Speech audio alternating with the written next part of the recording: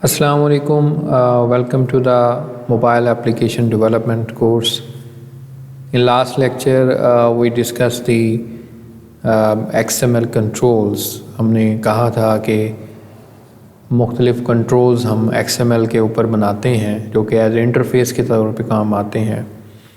वो हमने बनाए जिसमें हमने 3 बटन्स बनाए और ये हमने काउंटर टेक्स्ट व्यू एक बनाया और इनको हमने इनके जो है कोड को डिस्कस किया, साथ साथ हमने कोडिंग करके ही बनाए ये। इनके विड्थ और इनकी हाइट वगैरह हमने खुद सेट की और मार्जिन वगैरह सेट किए और ये हम रिलेटिव लेआउट जो है डिस्कस कर रहे हैं। आज हम इन्हीं के अंदर कुछ और चीज़ें इंट्रोड्यूस करेंगे और उनको देखेंगे जो कि बहुत इम्पॉर्टेंट चीज़ें हैं।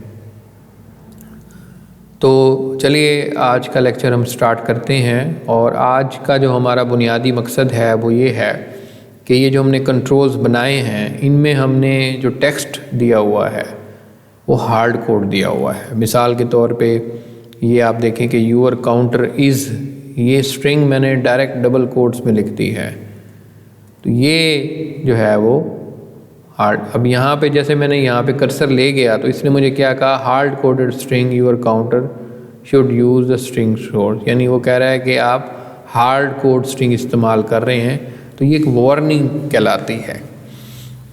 बज़ाहिर हमने इसको इस्तेमाल तो किया क्योंकि इस तरह हम कर तो सकते हैं, रुकावट तो कोई नहीं है, लेकिन एक प्रोफेशनल और एक अच्छा तरीका नहीं समझा जाता कि आप डायरेक्ट हार्ड कोड कर दें। फिर क्या तरीक़ाकार इस्तेमाल होता है आज हम वो डिस्कस करेंगे और इन सारी वो स्ट्रिंग्स को हम रिप्लेस करेंगे उस तरीके से जो हमने बनाई हैं और फिर हम आगे फर्दर डिस्कशन करेंगे। तो सबसे पहले आप करना ये है कि इसको बनाने का तरीका हम डायरेक्ट शुरू करते हैं। तो स्ट्रिंग एक रिसोर्स है, अगेन आपको मैं बताऊं तो स्ट्रिंग रिसोर्सेज हैं सारी, जो कि बाकी रिसोर्स होती हैं वो भी रिसोर्स हैं।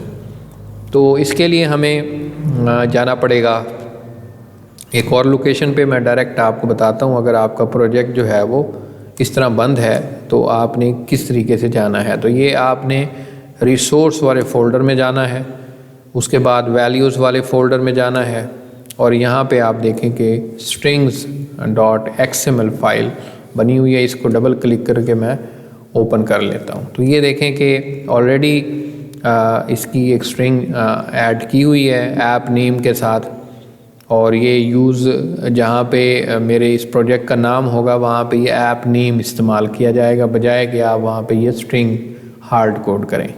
तो इसी तरीके की हम और स्ट्रिंग्स भी बनाएंगे और यहाँ पे ज़ाहिर है हम यूअर काउंटर जो है स्ट्रिंग इसको हम रिप्लेस करेंगे। तो पहले हम टेक्स्ट व्यू की बना लेते हैं स्ट्रिंग, फिर हम बाकी बटन्स की भी बनाएंगे। तो स्ट्रिंग्स जो हैं यहाँ पे हम बनाने के लिए हम एक और स्ट्रिंग बनाएंगे।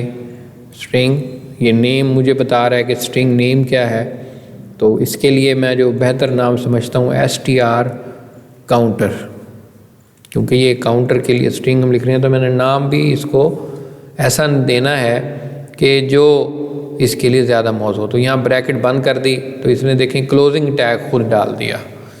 अब जो स्ट्रिंग मैंने यहाँ पे देनी है उसको मैं यहाँ पर दूंगा, यानी पहले मैंने स्ट्रिंग दी हुई है, यहाँ पे देखें कि यूअर काउंटर इज़। अब मैं यहाँ से ये स्ट्रिंग ख़त्म कर देता हूँ।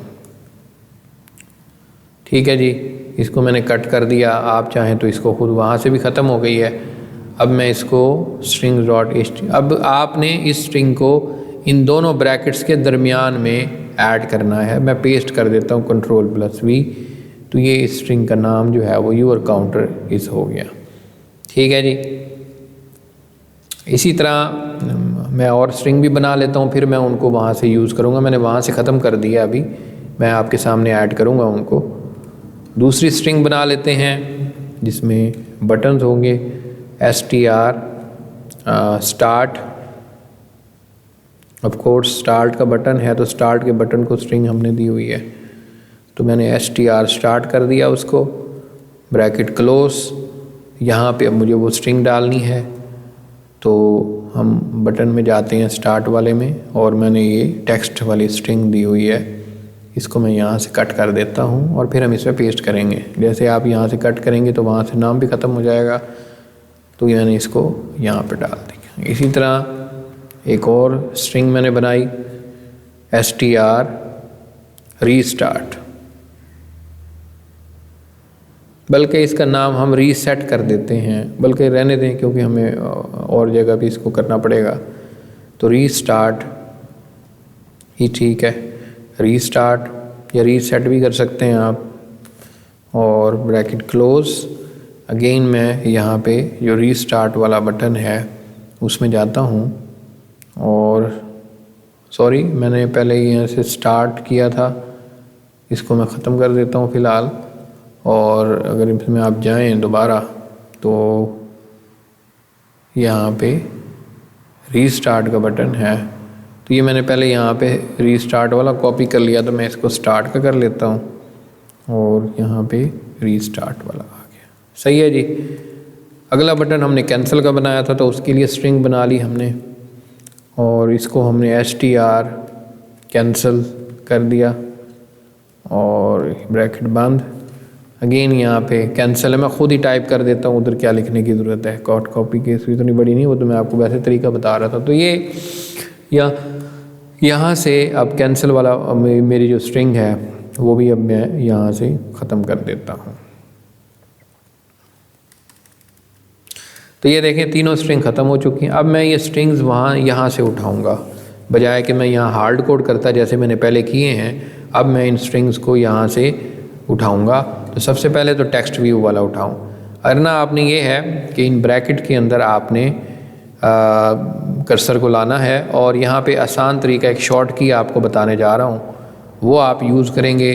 बाकी आप मैनुअली भी कर सकते हैं। फ़िलहाल यहाँ कंट्रोल प्लस स्पेस दबाएँ। आप कंट्रोल प्लस स्पेस दबाएंगे तो आपके सामने ये तमाम स्ट्रिंग्स आ जाएंगी। देखें मैंने अब देखें कि इसके लिए कौन सी स्ट्रिंग बनाई थी, मुझे अब नाम से याद होगा।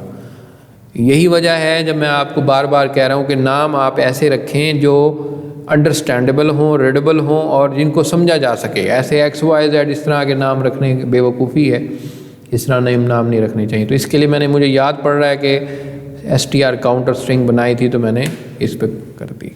तो अब आप देखें कि अब मैंने हार्ड कोड नहीं की, अब वो आप देखें कि मुझे मैसेज भी नहीं आ रहा। सही है, वो जो हार्ड कोड का था। तो ये देखें, यही हमारा बेटर वे है। इसी तरह मैं इधर जाऊंगा, कंट्रोल प्लस स्पेस दबाऊंगा। ये मेरा जो है बटन है स्टार्ट वाला, तो इसके लिए मैंने स्टार्ट वाली स्ट्रिंग बनाई थी, तो वो दे दी। सही है, देखते आपने साथ साथ वहाँ डिज़ाइन में भी चेंज आता जा रहा है।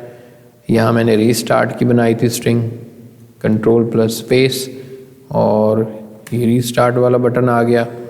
और इसी तरह यहाँ पे मैंने बनाई थी कैंसिल की, तो कंट्रोल प्लस स्पेस दबाया और कैंसिल वाली स्ट्रिंग को सिलेक्ट कर लिया। तो अब आप देखें कि वो दोबारा हम ये चीज़ें वापस वैसे कर ली हैं, वैसे हमारा पूरा कोड सेम टू सेम ही है। तो ये अब आप देख सकते हैं कि बड़ी आसानी से ये चीज़ें हमने कर ली हैं सॉल्व। तो ये एक प्रोफेशनल और बेटर वे यही होता है। तो अब आप देखें कि मेरे पास ये स्ट्रिंग्स मैं सारी यही डिफ़ाइन करूँगा, चाहे जितने बटन्स बनाऊँ, चाहे जितने और कंट्रोल्स बनाऊँ, जितनी विंडोज़ और बनाऊँगा, ऐप यानी पेजेस और बनाऊँगा, तो हर चीज़ का मैंने स्ट्रिंग को डिफ़ाइन इसमें करना है। इस फाइल में मैंने फ़ाइल भी बता दी, करके भी दिखा दी। अब आपकी बारी है कि आप इनको खुद से करके देखें और देखें कि परफॉर्म हो रहा है। तो इस तरह आप हार्ड कोड स्ट्रिंग नहीं करते। ऑफ कोर्स उससे हमारा प्रॉब्लम तो हल हो जाता है, लेकिन एक जब बड़ी एप्लीकेशन बनाई जाती है, प्रोफेशनल एप्लीकेशन में ऐसा नहीं होता। अगर हम फ़र्ज़ करें कि किसी का टेक्स्ट चेंज करना चाहते हैं, इसका एक फ़ायदा बताने जा रहा हूँ, और भी कई फ़ायदे हैं कि अगर मैं किसी स्पेसिफिक बटन का टेक्स्ट बदलना चाहता हूँ, या कोई टेक्स्ट व्यू का, या किसी और चीज़ का, और भी कई कंट्रोल हम यूज़ करेंगे, तो उनका मैं टेक्स्ट चेंज करना चाहता हूँ, तो मुझे आप ये बताएं कि अगर मैं उसको चेंज करूँ तो इस तरह के कई सैकड़ों मैंने कंट्रोल्स इस्तेमाल किए हुए हैं इस XML फाइल में, सैकड़ों के हज़ारों भी हो सकते हैं। तो स्पेसिफिक अगर मैं किसी ख़ास बटन का टेक्स्ट चेंज करना चाहता हूँ तो जाहिर है मुझे गौर करना पड़ेगा XML फाइल में, मुझे ये देखना पड़ेगा कि बटन कहाँ पे है। सही है। इस तरह के कई सैकड़ों हो सकते हैं, मुझे ढूंढना पड़ेगा, शायद गलती हो जाए, मुझसे एरर आ जाए, मैं किसी गलत बटन का टेक्स्ट चेंज कर दूं। तो इस चीज़ से बचने के लिए इसका फ़ायदा, अब मुझे क्या फ़ायदा हासिल हो रहा है अगर ये अप्रोच यूज़ करके, अगर मुझे ये एडवांटेज मिल रहा है कि मुझे इस XML को देखने की ज़रूरत नहीं है। अगर मैं किसी बटन का टेक्स्ट बदलना चाहता हूँ तो डायरेक्ट string.xml में जाऊँ और यहाँ मुझे उसका नाम पता होगा कि फ़लाँ बटन है, उधर जाके मैं चेंज कर लूँ। फ़र्ज़ करें मैं इसको रीसेट कर देता हूँ, मैं चाहता हूँ कि इसका नाम रीसेट होना चाहिए, तो अब मैं इसको फ़र्ज़ करें रीसेट कर देता हूँ। ठीक है, अब आप वहाँ जाके डिज़ाइन में देखें ये ऑटोमेटिकली चेंज हो गया होगा, ये देखें reset. That is the beauty of that technique.